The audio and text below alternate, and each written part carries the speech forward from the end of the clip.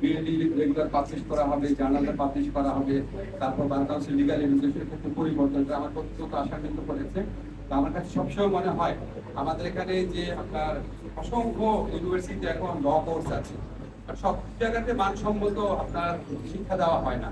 আপনারা যদি এনরোলমেন্ট পরীক্ষা নিয়ে অনেক কমপ্লেইন আমি আগে শুনতাম, এনরোলমেন্ট পরীক্ষা নেওয়া, প্রশ্নপত্র প্রণয়ন করা, অ্যাসেসমেন্ট, এইসব জায়গাতে যদি আপনারা আরেকটু কাজ করেন তাহলে আমাদের আইন পেশায় যে দক্ষতা সেটা বাড়বে, এটা খুব কাজে দিবে। আর একটা কথা বলি, এটা একটু অপ্রিয় কথা, কিছু মনে করবেন না। আমার মনে হয় প্রত্যেক পেশার মানুষের কিছু অ্যাকাউন্টেবিলিটির প্রয়োজন আছে। একটা অভিযোগ মাঝে মাঝে শুনি কিছু আইনজীবীদের বিরুদ্ধে বলা যায়, যেরকম ওনারা হয়তো মামলা ঠিক মতো পরিচালনা করছেন না। সেক্ষেত্রে আমার ব্যক্তিগত অভিযোগ, আমার ভুল হলে মাফ করবেন, কেউ যখন আইনজীবী পরিবর্তন করতে যায় তখন অনেক ঝামেলা করতে হয়। এই ধরনের জিনিসগুলো বা আইনজীবীদের বিরুদ্ধে, কিছু আইনজীবীদের বিরুদ্ধে সমস্ত আইনজীবী সমাজের দুর্নামের একটা দেশ আমরা দেখতে চাই না। আমরা গত আমলে দেখেছি কিছু আইনজীবী কি ভূমিকা রেখেছেন। কাজে আমাদের যখন আমরা সবসময় বলি যে ছাত্র জনতার এই আত্মত্যাগের বিনিময়ে, এই অসাধারণ আত্মত্যাগের বিনিময়ে আমরা নতুন বাংলাদেশকে গড়ার সুযোগ পেয়েছি, এই সুযোগটা সব সেক্টরে যেন হয়।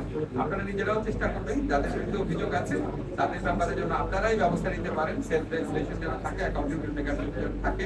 আর সবচেয়ে খুশি হবো যদি আমি দেখতে পারি যে আপনাদের নেতৃত্বে আইন পেশার ক্ষেত্রে অ্যাকাউন্টেবিলিটি এবং উৎকর্ষতা অনেক বেশি বৃদ্ধি পেয়েছে। ইনশাআল্লাহ আপনারা সেটা করতে পারবেন, এই আশাবাদ ব্যক্ত করছি। ধন্যবাদ।